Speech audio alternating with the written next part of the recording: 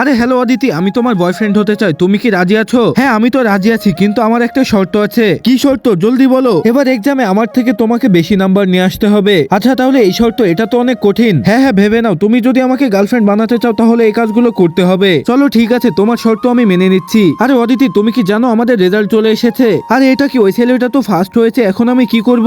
আরে প্রিয়া, তুই আমাকে কোনো একটা বুদ্ধি দে, ওই ছেলেটা তো ফার্স্ট হয়েছে। আরে ভয় পাস না, আমার কাছে একটা বুদ্ধি আছে। হ্যাঁ আমাকে জলদি বল। চল এখনই আমরা ওকে ডিস্টার্ব করব। আরে রকি, তোমাকে প্রিন্সিপাল স্যার ডাকছে। বন্ধুরা, এখন থেকে আমি রকিকে ডিস্টার্ব করব, রকিকে একটুও পড়তে দিব না, যাতে করে আমাকে রকির গার্লফ্রেন্ড হতে না হয়। আরে অদিতি, তুমি এটা কি করছো? আরে রকি, তুমিও চলে আসো, আমার সাথে ডান্স করো। আরে রকি, তুমি এখানে কি করছো? এটা দেখো, ভিডিও দেখো। আরে রকি সারাদিন কিভাবে বই নিয়ে বসে থাকে, আমার তো এখনই ঘুম আসছে। বন্ধুরা, পরের দিন আমি সিঁড়ি দিয়ে স্কুলে যাচ্ছিলাম, আর যখন আমি পড়ে যেতে যাচ্ছিলাম তখন রকি আমাকে ধরে ফেলে। আরে অদিতি, তুমি অনেক সুন্দর, তোমাকে তো আমার গার্লফ্রেন্ড হতেই হবে। আরে না, আমি এখান থেকে চলে যাচ্ছি। বন্ধুরা, এখন আমি কি করব তোমরা কমেন্ট করে জানাও।